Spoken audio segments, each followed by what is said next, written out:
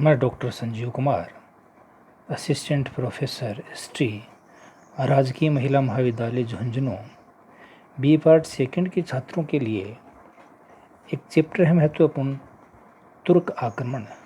और तुर्क आक्रमण के अंदर हम विशेष करके दो महत्वपूर्ण शासकों को पढ़ते हैं, महमूद गजनवी व महमूद गौरी। आज हम महमूद गजनवी पर चर्चा करते हैं। गजनी साम्राज्य की स्थापना अल्पतकीन नामक तुर्की शासक ने 962 ईस्वी में की थी।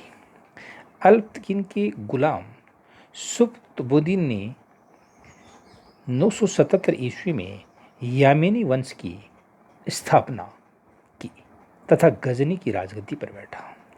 ये गुलाम था और उसके राज्य को उसने हड़पा था।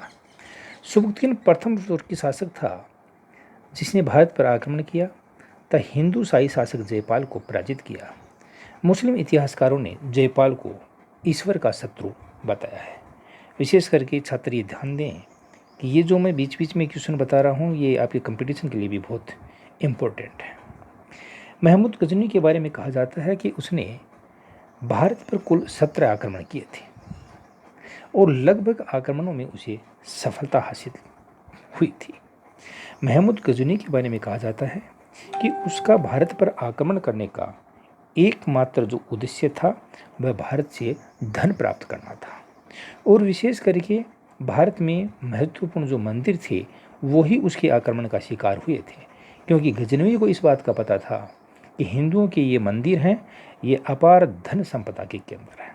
यहाँ पर लोग चढ़ावे में, दान में आज में बड़ी मात्रा में धन यहाँ पर चढ़ाते हैं या ईश्वर को दान करते हैं और वो इस मंदिरों के शाही कोष में या मंदिर के कोष में इसका ये जमा होता है।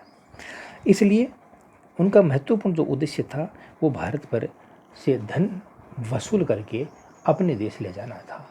उसके जो गौण उद्देश्य थे जो मैं समझता हूँ कि ना के बराबर थे, जैसे इस्लाम का प्रसार करना, या फिर बाद में हम ये कह सकते हैं कि वो यहाँ पर अपने राज्य का प्रसार करने आया था। क्योंकि प्रसार करने वाली बात तो थी नहीं, इसलिए नहीं थी क्योंकि वो जब भी भारत आया तो उसने आक्रमण से धन जो प्राप्त किया उसको लेकर के वापस चला गया। यहाँ पर स्थायी रूप से उसने किसी भी अपने वंशज को गद्दी पे नहीं बैठाया था। तो इसलिए एक एक करके जो इन्होंने आक्रमण किए उनसे उनको बड़ी मात्रा में फ़ायदा हुआ। महमूद ने भारत पर प्रथम आक्रमण हिंदू शाही शासक जयपाल पर 1000 ईस्वी में किया था। 1001 ईस्वी में जयपाल महमूद गजनी से पराजित हो गया और उसने आत्मदाह कर लिया। शाही वंश में जयपाल के बाद आनंदपाल, त्रिलोचनपाल, भीमपाल आदि उत्तराधिकारी बने, लेकिन वो गजनी को अपने रास्ते से हटा नहीं पाए। गजनी ने अपनी सफलताओं से अमीर उल मिलत, मुसलमानों का संरक्षक, अमीन उल मिलत या यामीन उद दौला, साम्राज्य का दाहिना हाथ की उपाधियाँ धारण की। यानी साम्राज्य का दाहिना हाथ किसके? खलीफा के। बगदाद के खलीफा अल कादिर बिला से उन्होंने ये उपाधियाँ प्राप्त की थी। महमूद इस्लामी इतिहास में प्रथम मुस्लिम शासक था जिसने सुल्तान की उपाधि धारण की थी। तारिख ए गुजीदा के अनुसार सिस्तान के राजा खलफ बिन अहमद को हराने के बाद महमूद ने सुल्तान की उपाधि धारण की थी। इतिहासकार सर हेनरी एलियट के अनुसार महमूद ने 1000 ईस्वी से 1027 ईस्वी तक भारत पर 17 बार आक्रमण किए। महमूद के आक्रमण के समय सिंध व मुल्तान पर मुस्लिम शासन था, बाकी सभी क्षेत्रों पर हिंदू राजा शासन करते थे। मुल्तान पर अब्दुल फतेह दाऊद नामक कर्मार्थी शिया संप्रदाय के अनुयायियों का शासन था। महमूद ने मुल्तान पर 1004-5 में आक्रमण किया था, जो भारत का पर उसका चौथा आक्रमण था। महमूद के आक्रमण के समय कश्मीर में रानी दीदा व कनौज में प्रतिहार शासक राज्यपाल का शासन था। बंगाल में इस समय पाल शासक महिपाल शासन कर रहे थे।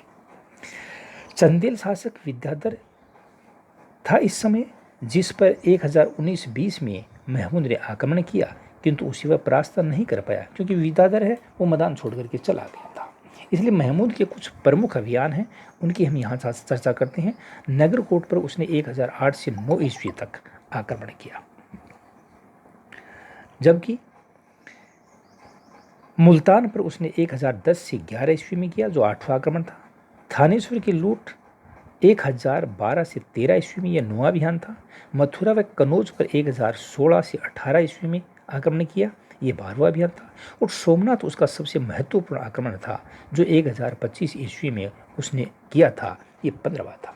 महमूद ने 1008 में जो 6वां अभियान हिंदू शाही शासक आनंद पाल के विरुद्ध किया था, ये पंजाब पर दूसरी बार आक्रमण था उसका, जिसे पंजाब के राजा आनंद पाल को वहंत के युद्ध में उसने पराजित किया था।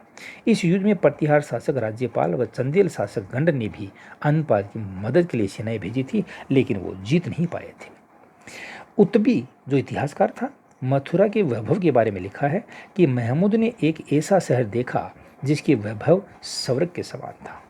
कृष्ण का जन्म स्थान होने के कारण मथुरा को हिंदुओं का बेथलहम कहा जाता था, और ऐसे क्षेत्र को गजनवी लूटना जरूर उचित समझता था। सोमनाथ के आक्रमण के समय गुजरात का शासक भीम प्रथम था। उत्बी लिखता है कि सोमनाथ में शिव मंदिर पर आक्रमण से महमूद को इतनी राशि प्राप्त हुई जितनी अन्य सभी अभियानों से भी उसे नहीं प्राप्त हुई थी। 1027 ईस्वी में, जो शायद उसका अंतिम आक्रमण था, उसने सिंध के जाटों, खोखर कहा जाता है, उस पर उन्होंने आक्रमण किया था। इस आक्रमण के बाद उसने भारत पर कभी आक्रमण नहीं किया। महमूद ने लाहौर व मुल्तान सहित पंजाब को गजनी साम्राज्य में मिला लिया था, बाकी क्षेत्रों पर उसने अधिकार नहीं किया था। उत्तर पश्चिमी भारत में जारी किए गजनवी के सिक्के अरबी व कश्मीरी में तथा सादा लिपि में लिखे गए द्विभाषीय मिलते हैं हमें, ये उनके द्वारा चलाए गए थे। महमूद व उसके उत्तराधिकारी मसूद ने हिंदुओं को बड़ी संख्या में रोजगार दिया था। इनमें सेवन राम और तिलक के नाम प्रमुख है। तिलक को राजस्व विभाग में उसने उच्च पद पर नियुक्त किया था।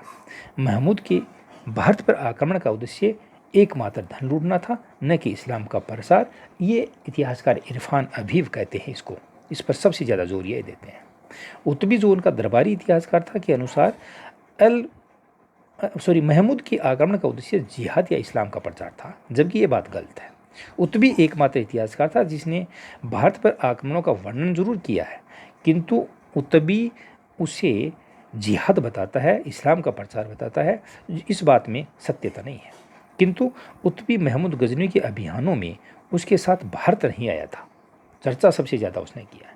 महमूद गजनी के दरबार में अल बैरूनी, बैहाकी, उत्बी, फिरदौसी एवं अंसारी जैसे कवि व विद्वान थे। जो फारसी के कवि उजरी, खुरासान का विद्वान तुसी, विद्वान अजदी, फरूकी उनके दरबार में थे। अल बैरूनी जो किताबुल हिंद तत्कालीन इतिहास का महत्वपूर्ण स्रोत है, तत्कालीन मतलब उस समय के इतिहास का ये सबसे महत्वपूर्ण लेकिन वह भारत में आया था और बड़ा विद्वान व्यक्ति था अल बैरूनी। उसमें भारतीय भूगोल, विज्ञान, गणित, इतिहास, खगोल व दर्शन का अच्छा अध्ययन किया था, जो उसकी बुक से भी पता चलता है। अल बैरूनी ने यहाँ पर पुराणों का भी अध्ययन किया था, और ये प्रथम मुसलमान था जो पुराणों का अध्ययन किया था उसने। महमूद ख्वारिज़म अभियान में अल बैरूनी को अपने साथ लाया था। फिरदौसी को महमूद ने प्रत्येक छंद की रचना के लिए एक सोने की मोहर देने का वादा किया था, किंतु बाद में मना कर दिया।